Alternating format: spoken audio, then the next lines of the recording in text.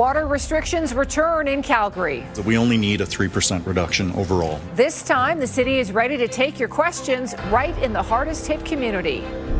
Plus, a jump at the pump. It's amazing to me that it's up this high. But it won't just impact gas prices. The trickle down will be felt everywhere. And the Calgary Public Library creates an AI artist residency. AI, by its definition, seeks to remove the artist completely from the art. It's very disheartening. The library wants to promote discussion. Instead, it's hearing a backlash. CTV Calgary, local breaking news with Tara Nelson. Hello and thank you for joining us. The city is back under voluntary water restrictions today as crews shut down the Bearspaw South feeder main for critical repairs over the next month. And the city wants to make sure Calgarians do a better job of complying this time. Jacqueline Wilson joins us from the Bowness Community Association tonight. Jackie, the city has opened a resource center there. Yes, Tara, they certainly have to answer anyone's questions or concerns. You can come in and chat with any city staff here. They said about a handful of people were here today. Questions ranged anywhere from long-term planning to traffic restrictions. And, you know, the city's really tried to improve communication this time around. They say compared to the catastrophic break that happened in December where we weren't using our water restrictions to the best, they're trying to let everyone know about it this time around, whether that was because, you know, people just didn't know that there was water restrictions in December or they were simply fatigued from back in summer of 2024. It's time to tighten those taps again. The city and surrounding areas are under stage 4 water restrictions, meaning no outdoor water use and a reduction in indoor use. That means trying to limit your showers to no more than 3 minutes, flushing only when necessary, and running your dishwasher or washing machine only when they're full. The Bearspaw feeder main that carries 60% of Calgary's water has been shut off for repairs over the next 4 weeks, leaving the Glenmore treatment plant running at max capacity to make up some of the lost water production. The goal is to keep water use below 500 million litres a day, and most Calgarians have heard the message this time around. So I was aware of it, yeah. They left pamphlets on all our doors, and then we're just trying to stick to it. They had notices up on our place about the water restrictions and what to do, and we're just trying to save water, follow what they're suggesting. To keep people informed and communication lines open, the city now has an office inside the Bowness Community Association. This center is here to support the community through a challenging period. Our team here is available to listen, answer questions, and help connect people to services and supports they might need during this construction. We're open from 9 to 5 on Mondays and Wednesdays, and from 10 to 7 on Tuesdays and Thursdays. And everyone is welcome. The reinforcements will happen along the 9 sections of the pipe identified as the most vulnerable, 6 along 16th Avenue and 3 in the Point McKay Park area. They will support the feeder main until a new parallel steel pipe is completed by December and can take over service. People can expect another round of water restrictions in the fall for that. Jacqueline Wilson, CTV News, Calgary. So these upgrades will cost roughly $439 million, but overall, the city is proposing more than $600 million in additional capital funding in the coming years to help fast-track water infrastructure projects. To breaking news now, emergency crews are at the scene of a crash on Deerfoot Trail. Police say it happened just after 5 p.m. on Deerfoot, just south of Pagan Trail. As you can see, traffic is being rerouted onto Pagan. Police say multiple vehicles are involved and one person has been taken to hospital in non-life-threatening condition. Consumers should be bracing for higher costs on everything from groceries to airline travel. With gas prices on the rise, so are inflationary fears. Here's Tyler Barrow. With oil prices surging amid the ongoing conflict in Iran, consumers should expect increasing costs for goods and services. This truck driver drove to Calgary from Illinois. He says diesel fuel has jumped over $1 per gallon since the war in Iran broke out. It means it will cost more to transport cargo. Truckers are worried, obviously. We are very, very worried. Those higher fuel costs will hit everything shipped by truck, from furniture and other household goods right to what's inside the refrigerator. For every 25% sustained increase in oil prices lasting more than a month, a family of 4 can expect their grocery bill to increase by $150 to $200 annually, according to this food expert. With surges, you tend to really see a huge difference with the food inflation rate. One financial expert says people should brace for transportation costs to bleed into other consumer spending areas. We're going to see an ongoing impact in terms of some of the inflationary challenges that have surfaced over the past number of years. Back at the pump, people know higher costs are on the way. Food is going to be affected by this high price too, which has already risen so much. Yet, this EV driver isn't paying too much attention to oil's volatility. Bought it 2.5 years ago. Prices were high at that time, and I decided I didn't want to be, tied into rising oil prices.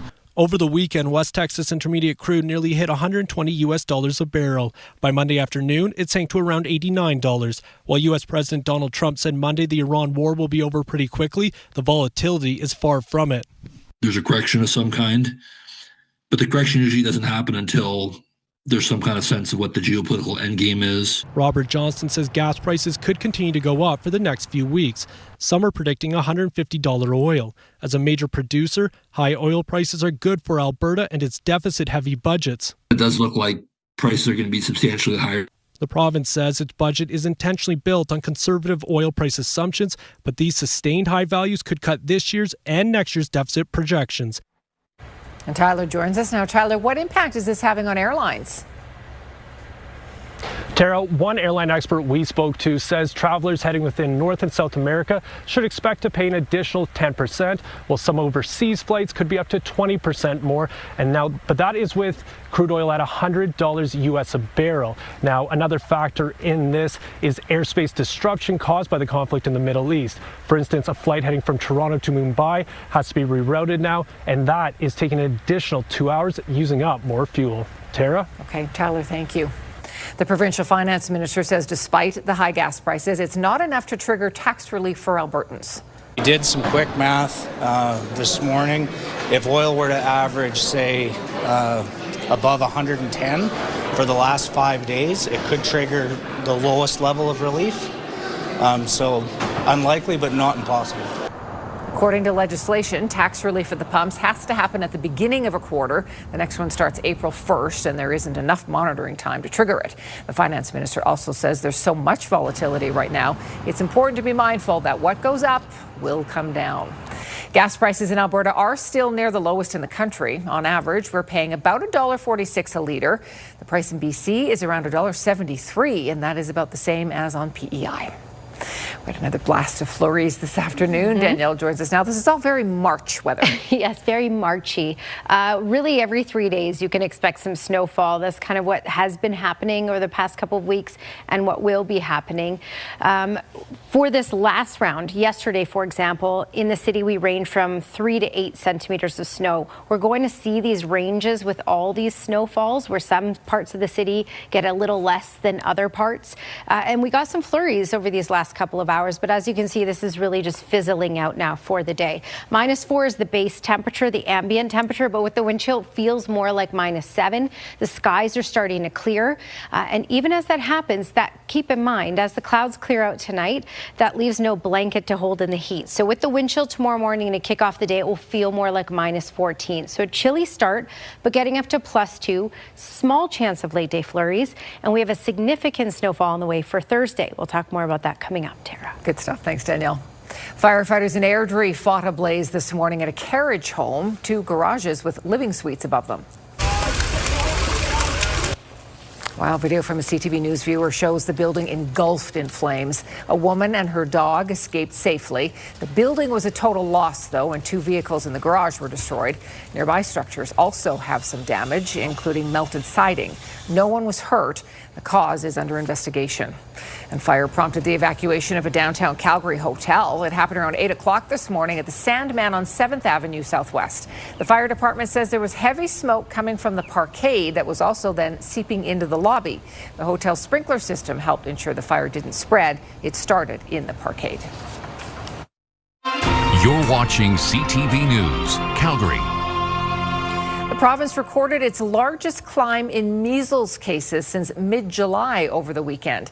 There are 36 new measles cases since Friday afternoon, including 28 cases in the south. Calgary also saw its first 2 measles cases of 2026. There are still 7 active and transmissible cases of measles, including the 2 Calgary cases and 2 of the cases in the south zone. 8 people are in hospital. The province says the best protection against measles is to ensure you are up to date with vaccinations. The Calgary Public Library is facing criticism after a call for artists to apply for a residency program only if they use artificial intelligence in their work. Local artists are crying foul over the initiative, citing environmental and unethical concerns. But the library says it's a pathway to a broader conversation. Here's Tyson Fedor. Charles Akobsovich has been a graphic designer for more than 2 decades. He creates comic publications and illustrations focused around ghost towns in Alberta. But a post by the Calgary Public Library encouraging the use of AI in artistry late last month has him and others disillusioned. That post was very disheartening, very demoralizing. It doesn't, to me, fit the mandate of what I'd expect from my public institutions. The library is seeking a local artist who utilizes AI technology ethically.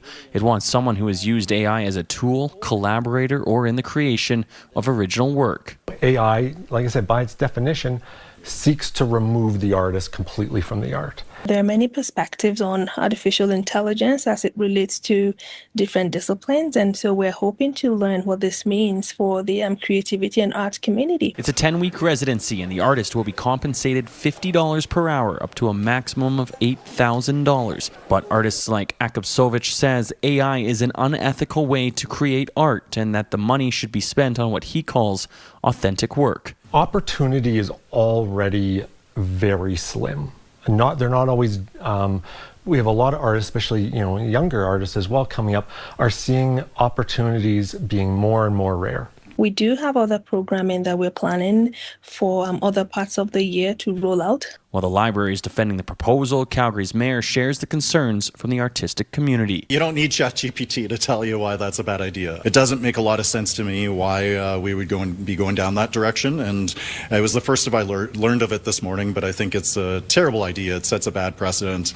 And I'll be asking some questions of the Calgary Public Library and their board. Tyson Fedor, CTV News, Calgary. An artist will be chosen in the middle of next month before starting their residency at the end of June. Alberta has been almost entirely Tory blue federally for years, but now the Liberals are surging in a new poll. We'll show you where and explain what's behind it. Also ahead, controversy over major grocery chains' attempts to prevent competitors from opening nearby.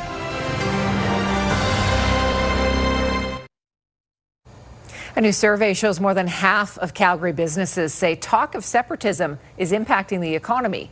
93% of respondents say the impact on the economy is negative, with most also saying it's negatively affecting their business operations.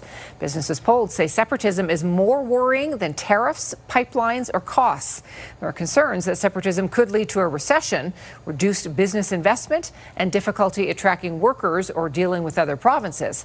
The survey was conducted for the Alberta Chamber of Commerce. A new poll suggests Alberta's federal political landscape may soon be more competitive than it's been in years, with Liberal support surging in the province.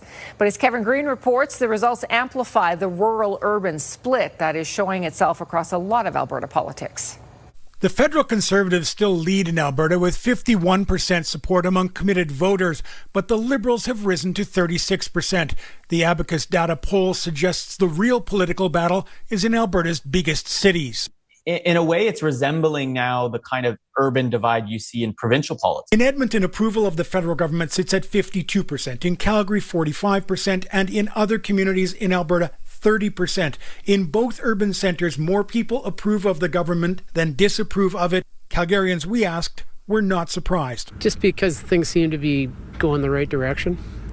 No other reason. And I think a lot of Trudeau's sins have been identified and perhaps corrected. Even staunch Conservatives say they see this shift happening. My friend and I were just talking about this morning, saying we can't believe how much support we're hearing about for the Liberal government. The poll also finds Albertans are divided on the current course of the federal government. 41% say they approve of how the government is handling things, while 38% disapprove. But at this very moment, I think there are probably as many Albertans who say the problem isn't Ottawa, it's actually external forces. Carney's handling of those external threats appears to have helped his party. Just for stability, because Carney gives you that feeling of grounded, shall we say. Political scientists warn against reading too much into the polls. It's way too early to say that this is going to be some kind of seismic shift in terms of, Albertan voting patterns. Like, I'm not even sure that it'll stick to the next election. Boyd points out this polling data applies to an election if it were called now, which isn't going to happen, especially with 3 recently called by-elections that, if the Liberals sweep them, could give them a majority in Parliament.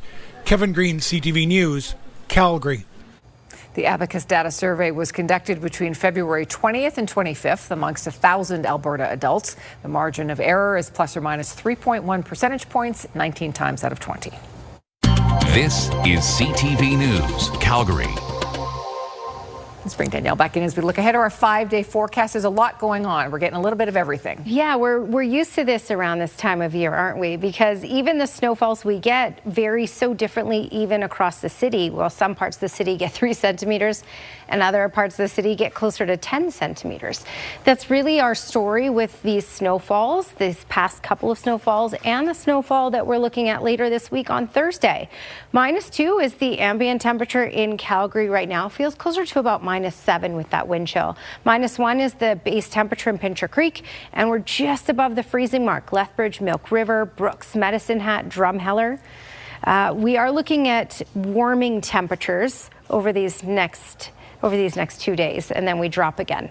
All right, maximum wind gusts. As you can see, south of the city, it's certainly a little gustier. 61 for Pincher Creek, and then closer to 70 for Lethbridge, 50 for Medicine Hat.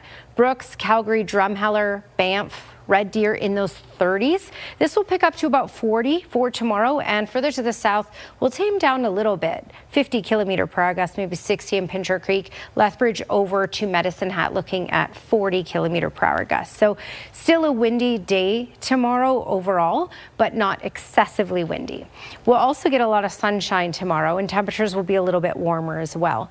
You can see that the snowfall is fizzled out of Calgary for now. There is a little bit happening off to the west. Most of that won't gain enough steam to get over to Calgary, and will start to fizzle out as well. So we're not looking at any sort of significant snowfall for tonight. This is all really just dying out, although there are some decent cells tracking towards the Medicine Hat area. So Medicine Hat will see through these next couple of hours some snowfall, up to about 1 centimeter. All right, looking at the future cast. Again, here's a look at this mainly clearing out for the overnight hours, setting us up for mainly sunny skies for tomorrow. There will be some cloudy periods at times. Later in the day, closer to the supper hours, we're going to get that instability, much like the instability we get in the summer with late day thunderstorms. Same idea here. It's just the temperatures, well, because they'll be below freezing at this point, we'll be looking at these isolated pockets of flurries. We may see a little bit of that activity in Calgary. This is not a significant event at all. The significant event arrives on Thursday. So for the next couple of days, expect maybe a few late day flurries. And by Thursday, this is what rolls in. So late Wednesday night and through Thursday. When we look at amounts for all communities, you can see heavier in the mountains, and then still some decent amounts expected along QE2 and Highway 2, anywhere from about 5 to 8 centimeters of snow by then. 2 degrees is our high for tomorrow. A lot of sunshine, late day flurries possible, small chance of that. Wednesday, same idea, but Wednesday night in through Thursday, that's again that significant snowfall. We could see up to about 8 centimeters, and Thursday temperatures fall again down to -3. That's your Action Furnace 5-day forecast. And Edmonton City Councillor is leading the charge to allow grocery stores in more places. Most major grocers use a legal tool called a restricted covenant to limit competition near land or stores they own, which can make food more expensive and neighborhoods less walkable. Jeremy Thompson reports. There are plenty of stores and services in Griesbaugh Village, a daycare, restaurants, a drugstore. But in a complex surrounded by hundreds of new apartments, nowhere to buy groceries. There's a lot of elderly people in the area, and to be able to have all those conveniences close by would mean a lot to them. A Safeway is nearby at Northgate, but it's across two busy roads. Sobeys, which owns Safeway, once held a parcel in Griesbaugh Village. It sold the land for apartments, with the stipulation that no grocery stores can move into the complex. Butcher shops have been told no, bakeries have been told no. Councillor Michael Jans is trying to bring attention to the restrictive covenants grocers are using to stifle competition. He says the practice harms shoppers through higher prices and less convenience, calling them anti-democratic. All of the major grocers have been involved in this in one form or another, and we've been meeting with them, and many of them have said they're willing to stop doing this as long as their competitors stop doing so as well. Jans says the limitations are impacting communities across Edmonton. Sobeys did not reply to CTV's request for comment, but a spokesperson did tell Councillor Jans last month covenants are common real estate practice in all sectors in Alberta, and it's committed to contributing positively to local markets and neighborhoods.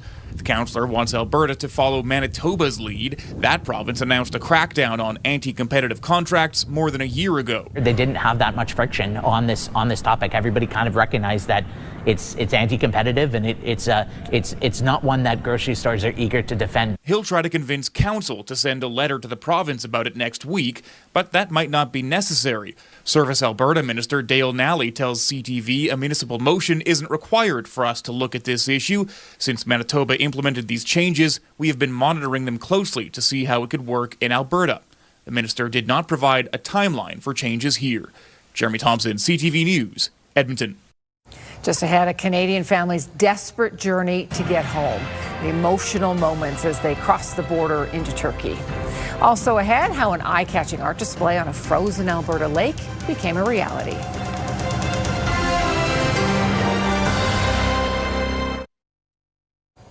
U.S. President Donald Trump says the war against Iran is for the benefit of other nations, especially those dependent on oil shipped through the Strait of Hormuz. We're also focused on keeping energy and oil flowing to the world, and I will not allow a terrorist regime to hold the world hostage and attempt to stop the globe's oil supply. And if Iran does anything to do that, they'll get hit at a much, much harder level. Trump also said today the war is very complete, but it's also the beginning of building a new country. Iran has named the son of the assassinated Ayatollah Khamenei as supreme leader. In Ottawa, Mark Carney is not taking part in a House of Commons debate on Canada's approach to the war. Conservative leader Pierre Poilievre accuses the Prime Minister of hiding, saying Carney's been contradicting himself and no one understands his position. So as mentioned, Iran has selected a new supreme leader, Mujtaba Khamenei, the son of the slain Ayatollah Ali Khamenei. The new leader, unlike his father, has largely maintained a low profile.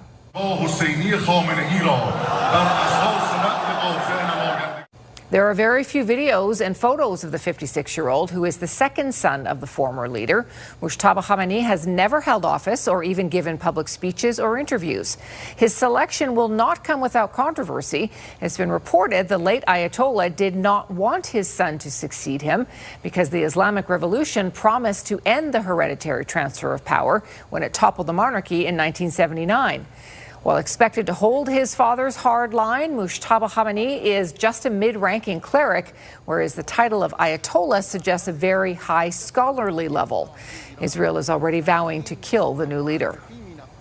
At the border between Turkey and Iran, family members wait for arrivals of those leaving the country under siege.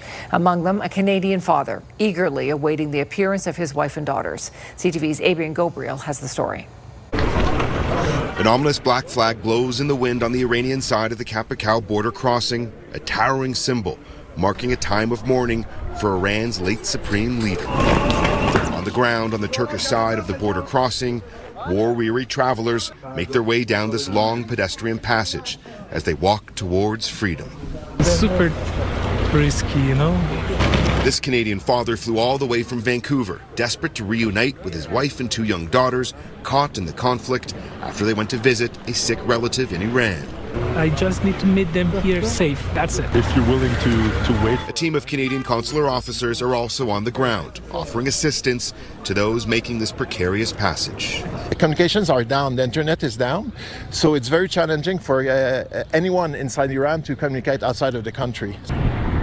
This is what many are fleeing. New video today inside Tehran's Shahran oil depot, an apocalyptic scene following a wave of U.S. and Israeli airstrikes. And confirmation that for a second time, NATO has shot down an Iranian missile as it entered Turkish airspace. This as the foreign minister for Iran's supreme leader warns of a long, painful war. What is important for us is the end of this game.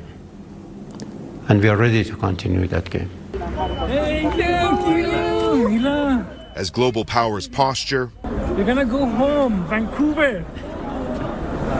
It's our home. On this day, a moment of humanity, a Canadian family reunited. Relief for many, heartache for others. The tension here at this border crossing is palpable. The U.S. has raised its travel security alert due to a heightened risk of terrorism and armed conflict right here at this location. Adrian Gobriel, CTV News, Van Province, Turkey. An ice fishing excursion went horribly awry for nearly 24 people. Dramatic moments of slabs of ice break away. That story is just ahead.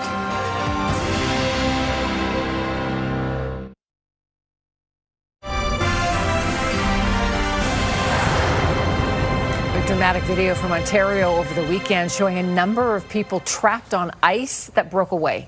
Water's opening up, ice is opening. 23 people had to be rescued off of Georgian Bay near Owen Sound. Yesterday, 2 police helicopters and an air ambulance were sent to the scene. The group was fishing on the lake when a large piece of ice broke off and then drifted about 2 kilometers away from shore. It was at that point guys started calling family saying goodbye. People were crying. It was an emotional time. And I think what really built on that is seeing other grown men crying, you know, saying goodbye to their daughters, saying goodbye to their families. Roughly 2 hours after the rescue call came in, all of the people had been rescued. 2 of them were treated for minor injuries, including hypothermia. Officials say this is a warning for people to be extra cautious around frozen water during swings in temperature. Well, you may remember this from our trending segment recently, an international artist who made some scenic Alberta destinations his canvas. As Nicole Weisberg reports, his art may already have disappeared, but it has left a lasting impression. I could barely believe it when I stepped onto the ice. Methane bubbles layered and stacked like frozen breath. A natural phenomenon in central Alberta made even more eye-catching. For earth artist David Popa, having Abraham Lake as a canvas is a dream. It's stunning because it's, as you know, sort of a miracle of a location. You have the clarity, the deepness of the turquoise, unbelievable fracturing, cracks, and then, of course, these methane bubbles. Popa spent 12 days in the Nordegg area mid-January, about a year after he was first contacted by Travel Alberta about partnering. We're trying to do something different than just imagery, which is mountains and frozen lakes. Different and difficult. Popa is used to creating art on ice in the Baltic Sea near his home in Finland. With this piece, he says there were moments he wasn't sure he could pull it off. It was like 0 to 3 degrees. So it was either like windy and then my chalk or charcoal would freeze on the surface. Then it would warm up because of the sun. Popa also attempting a 2-day project in a location where the wind could easily sweep away his entire first day of work. Instead, he was like, just pull off this piece in a perfect weather window with the sunset. Like, this can't be happening. Popa's second piece in the region, in Klein Creek Canyon, lasted just 1 day. He uses only natural materials. Popa returned to Abraham Lake for the third, working from sunrise to sunset at about minus 15 degrees to finish. These are the kind of adventures I live for. The golden color between the faces inspired and sourced from a Nordegg pigment artist whose studio Popa visited just a few days prior. It's not only the place, but it's also the people. Travel Alberta's Instagram post about Popa's pieces is its top video with over 4 million views, helping accomplish its goal of exposing the province's lesser-known destinations to more of the world. Nicole Weisberg, CTV News, Edmonton. That was a really cool collaboration. Yeah. Yes. So much work to have, like, disappear in a day. Yeah, that's true. Very cool. All right, we're going to kick things off with a very fearless 5-year-old who did something epic just because he was following his big brother.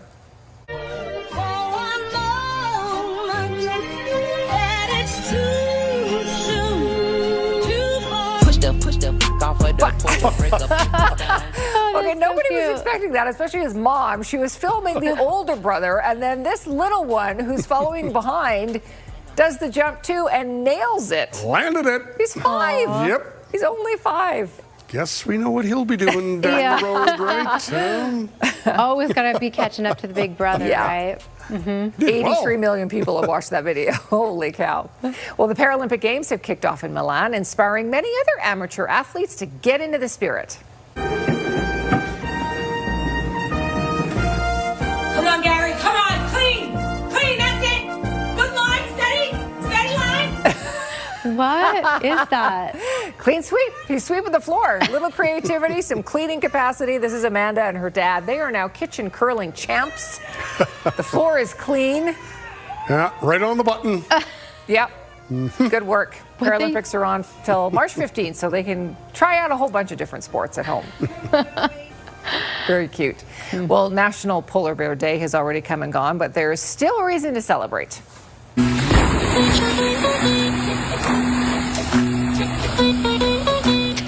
This polar bear lives at the Memphis Zoo, and he's going viral, too. He relishes his playtime. He gets to frolic with a giant novelty pickle. He loves that toy. This is Coda, and Coda is known for his playful demeanor. He is often captured on video playing with his enrichment toys like this. This video also has gone viral. Polar bears are so cute as long as they're in clothes. That's right. Yeah. From a distance, they're magnificent. Yes.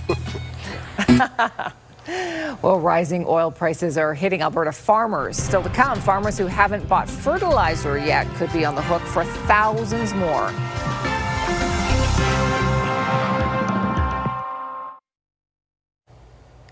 Look at that Skywatch weather camera. Sky is clearing out. We did have some flurries through these last few hours, but yes, that's starting to make its way out, fizzle out, and clear up for us for tomorrow. -4 is that current temperature, just the ambient temperature. With the wind chill, it feels closer to about -8, and today's high was -2. Not quite normal. Normal's +3. We'll get closer to that for tomorrow. 11 hours, 27 minutes of daylight. Sunrise, I'm going over this because of the time change, of course, 8:04, and sunset at 7:31. Look, it's still bright out at this time. It's been a while. Okay, temperatures, -2 is our high in Calgary, as we talked about, 0 for Edmonton. Check out what they had in Eastern Canada in those double digits and teens. We'll get closer to that next week. We'll likely get into the teens next week. I'll show you on the 10-day trend in just a second. We're at +1 in Lethbridge and Milk River, 2 in Brooks, -2 in Calgary at the moment. And again, there's a look at everything just kind of fizzling out at this point. All right, your 24-hour forecast brought to you by Action Furnace. Fix right or it's free. Small chance of an isolated flurry, but really that's making its way out. Tomorrow, keep in mind, cold to start, wind chill at -14. Good amount of sunshine, small chance of supper time flurries. No real accumulation, and a high of 2 for tomorrow. Taking a look around, 6 for Salmon Arms, 7 for Kamloops and Kelowna tomorrow. Quiet in Alberta, just a little on the breezy side. 1 for Edmonton and Red Deer, 2 for Olds, 4 for Drumheller, and further south, Lethbridge and Medicine Hat, 4 as well. Tara? Thank you, Danielle. Water restrictions are now in place as repairs continue on the Bears Paw feeder main. No outdoor water use is allowed, and everyone is being told to conserve indoors. The city has opened a resource center at the Bowness Community Association. A multi-vehicle collision led to major traffic backups on Deerfoot Trail during the evening rush. It happened south of Pagan Trail, and one person received non-life-threatening injuries. A woman and a dog managed to escape safely from a fire in Airdrie today. When firefighters arrived, large flames were pouring out of a garage with living quarters above it. The war in Iran could impact more than just what we're paying at the pumps here in Alberta. Farmers could be faced with increased costs to buy fertilizer, while grocery store owners are bracing for potential added manufacturing and transportation costs. Amanda Anderson reports. The conflict in the Middle East and threats from Iran's military has cut off shipments through the Strait of Hormuz, a region that produces and ships massive amounts of oil, liquefied natural gas, and fertilizer. We could anticipate seeing increased costs for fertilizer. Fertilizer is one of our biggest input costs year to year, like every year.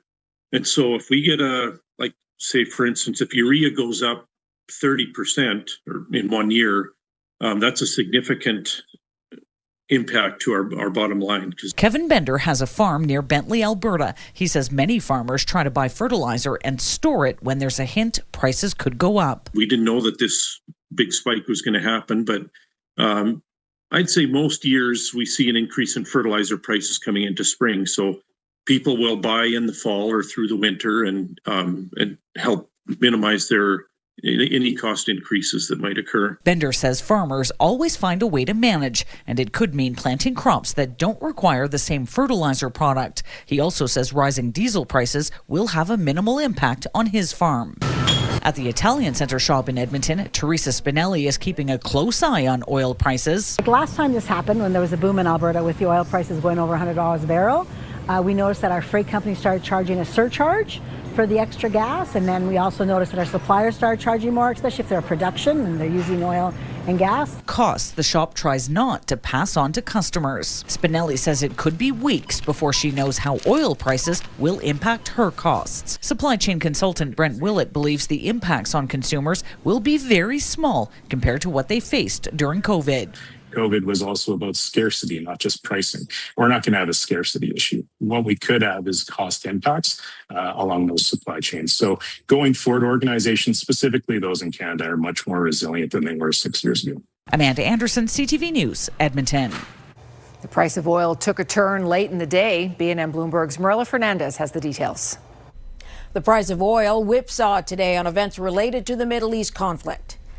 The U.S. president is telling CBS News the war against Iran is very complete. That put downward pressure on the price of oil, which had spiked close to $120 U.S. a barrel on the weekend, on news that Gulf oil producers are trimming production because they've run out of room to store it. Here are the closing numbers for the day. The Canadian dollar is down to $73.62. West Texas Intermediate is down almost $4 to $86.99. Western Canadian Select up over $8 to $73.59. And the TSX gained 105 points today to end the day at 33,189. Those are your business headlines. I'm Marilla Fernandez. WestJet has been fined $70,000 for violating the air passenger protection regulations. It's connected to the delay and cancellation of a Calgary to Nanaimo flight last year. APPR says WestJet failed to provide passengers with a reasonable amount of food and drink. It also did not offer passengers hotel accommodations or transportation to and from the airport. WestJet has until April 7th to appeal. The best women's curlers in the world are coming to Calgary, and Team Canada hopes to take gold. Glenn talks to Carrie Anderson's rink coming up.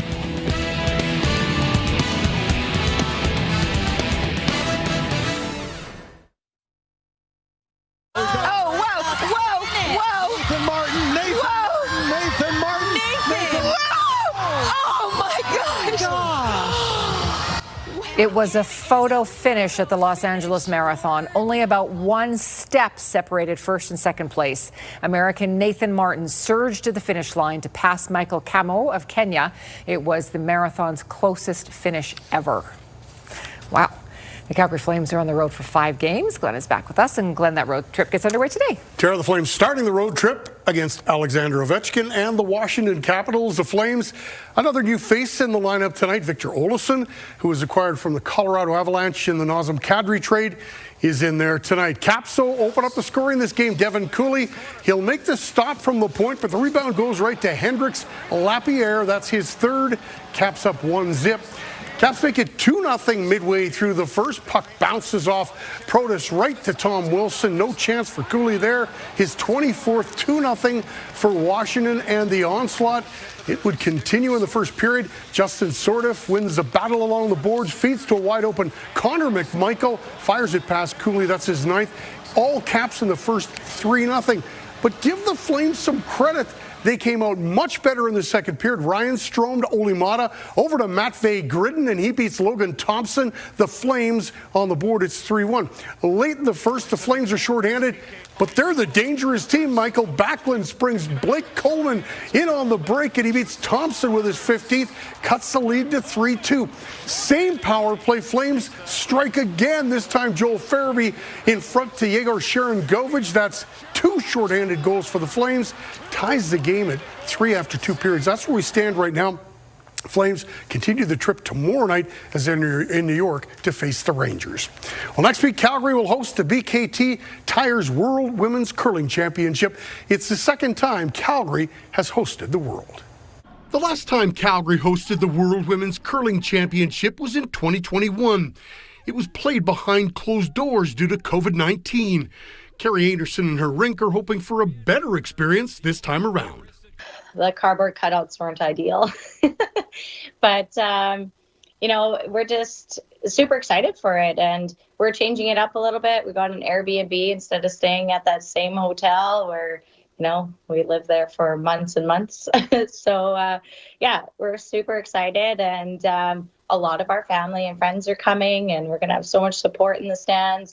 Carrie Anderson and the team from Gimli will advance. This will be Team Anderson's 5th appearance at the World Curling Championship, and so far they have 2 bronze medals to show for it. They'd love to win gold this time around.